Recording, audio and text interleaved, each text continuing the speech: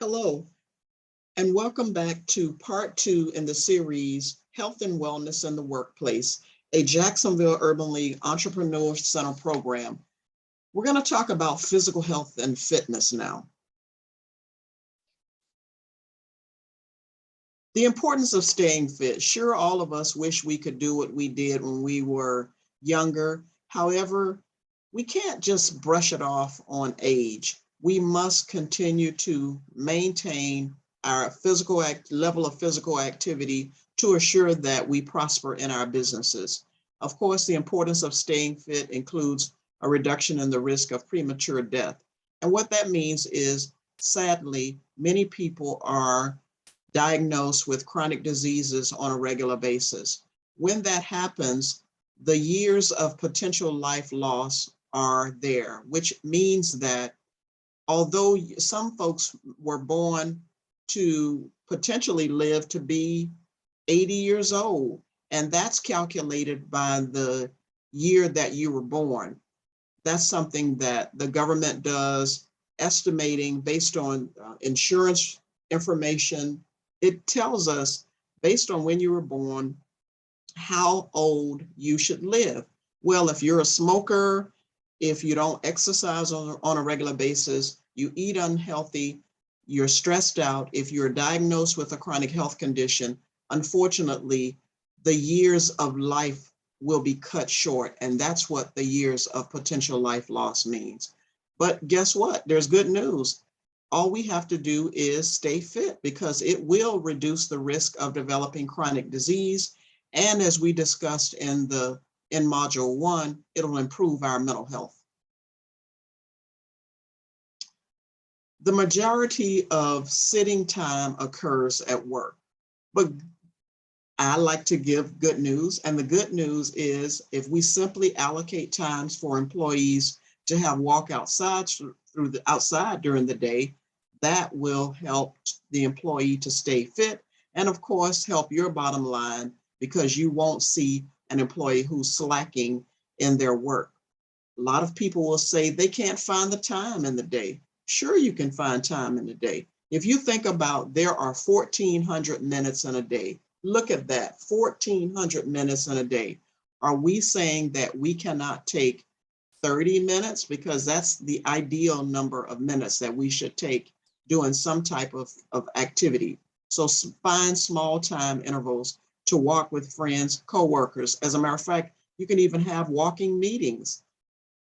Put a sign on your door saying you'll be back in a few moments, or don't let all the employees go at the same time. Let one employee go. And quite frankly, they may even be happy about that, because it allows them to take their phone, walk and talk, catch up with the family or friends, or conduct some business. No access to a gym. No gym access is necessary to live an active lifestyle. Getting out, taking a walk, getting up in the middle of the day from sitting at work, sitting at home, just simply getting up, standing up, walking around in the workspace, in the space where you are, that is helpful in staying fit. And of course, what are the benefits to your business? Reduce sickness, absence, increase staff retention. Unfortunately, a lot of businesses have, I won't say a lot of businesses, some businesses have a problem maintaining staff. Well, if you are a business that offers opportunities for staff to get out and take a walk, it maintains their mental health.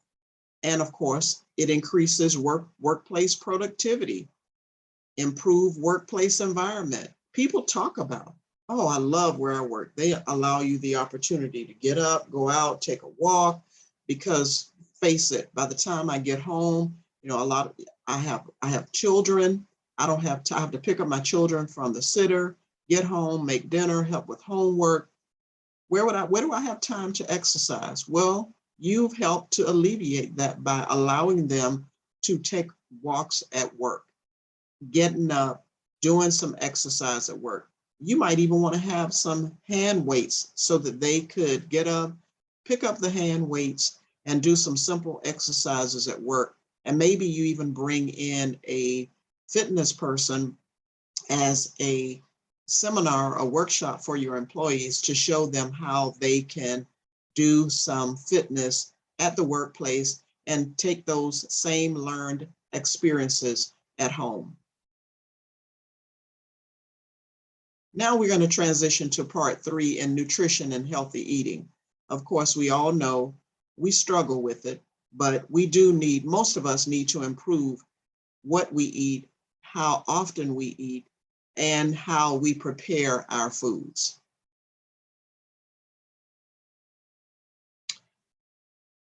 We need to talk about the relationship between how eating healthy can prevent COVID-19. Eating a healthy diet is a great way to strengthen your immune system.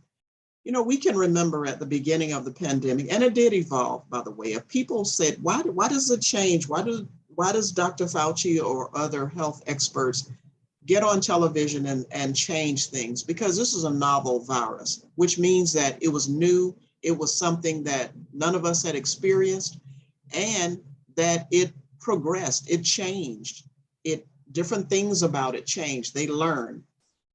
If we eat healthy, if we take care of ourselves, sure, it can help us to stay healthy and strengthen our immune system. But unfortunately, without a vaccine, that may not be the only thing you can do, but you certainly can do it. But let's face it, eating healthy is something that we need to do on a regular basis. If your body's immune system is weak, COVID-19 is, go back. Sorry about that. If your body's immune system is weak, COVID-19 can make you very sick. Eating healthy is important more than ever. And you can see the myplate.gov, the plate.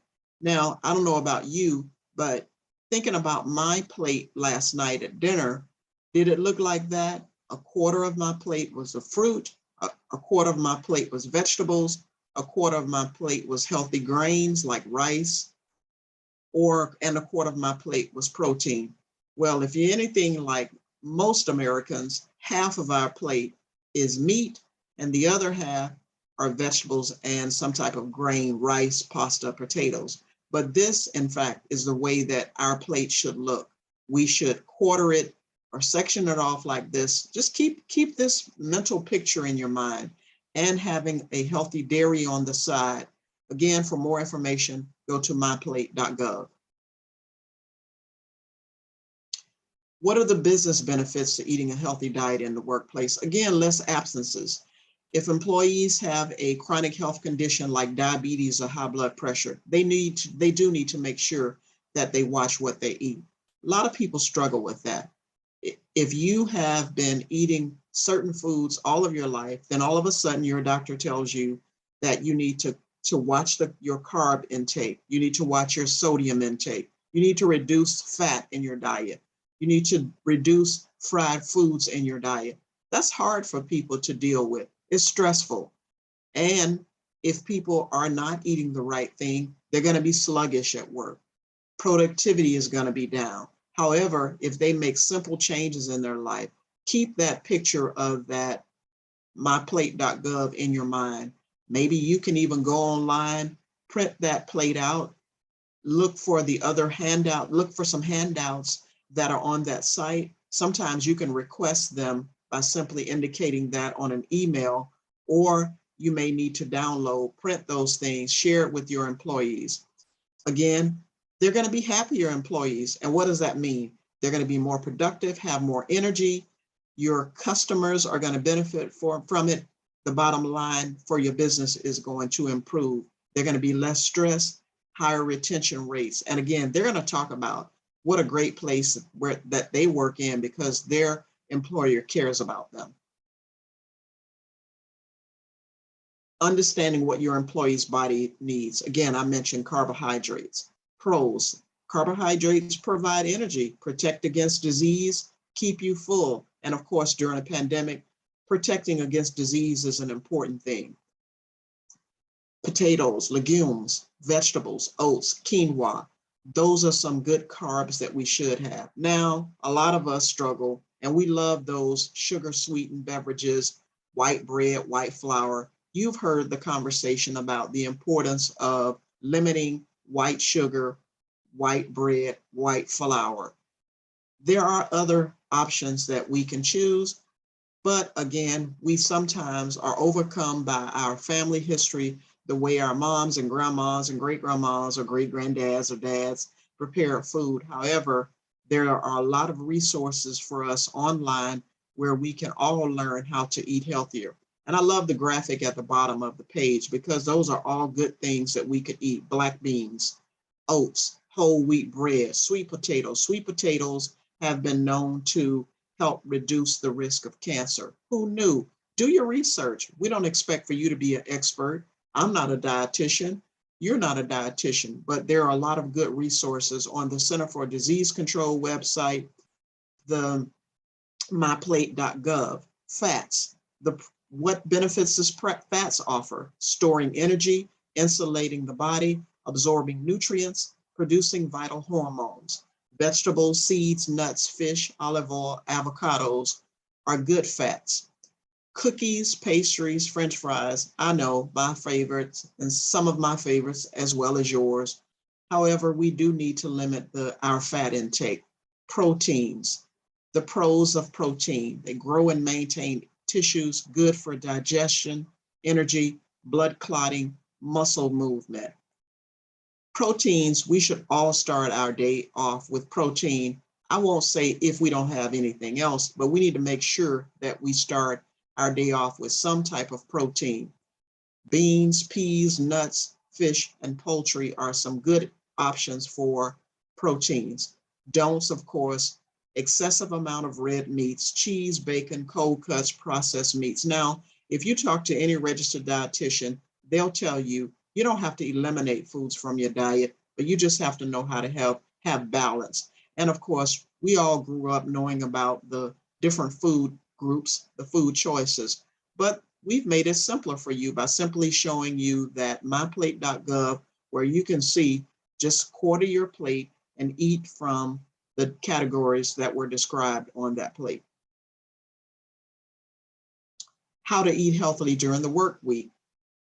Sure, people will say they don't have enough time to make a healthy meal. You can find quick and easy lunch recipes online. Can't resist junk food. Maintaining a healthy lifestyle is about balance. I don't like cooking. Okay, so there are some simple options for you. Buy pre-cooked vegetables, canned beans, and lean meats, and encourage your employees when they say that they had to get up this morning and fix lunch bags and fix lunch boxes for themselves and their children. Encourage them to prep for the week. On Sunday, if the work week starts on Monday, for instance, encourage them to prep for a few days. I won't say for the week, but at least for a few days, prep on Sunday. That way they have less time to have to rush and do those things in the morning and not have to be busy doing that, as well as getting themselves dressed, their children dressed, and getting to work on time. Again, there is a way to eat healthily during the work week. Improve nutrition in the workplace. The holidays come, we love to celebrate with employees. We celebrate when it's time for birthdays, special occasions, if someone's having a baby or getting married. However, we want to make sure that we do that healthy. Maybe one of your employees have diabetes or high blood pressure, and they're told by their doctor that they need to limit certain food. Well, and if they come to work and then all of a sudden this spread of fried chicken, a big gigantic cake, cookies, pies are all out, what does that do for your employee? Well, that day, that instant gratification will be good. However, the next day, maybe their blood pressure went up, their blood sugar went up, and they were not able to come to work.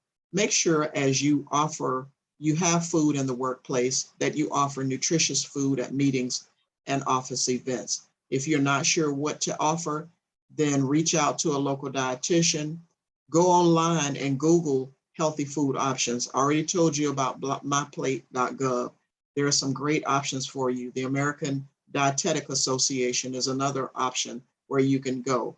Contact your the local American Heart Association, the Diabetes Association. There are all sources of reliable sources for information. Find a chef who does some healthy cooking. Or again, try some new things yourself, and even encourage your employees. Just say, make it a contest that, everybody brings something healthy that day that they've learned.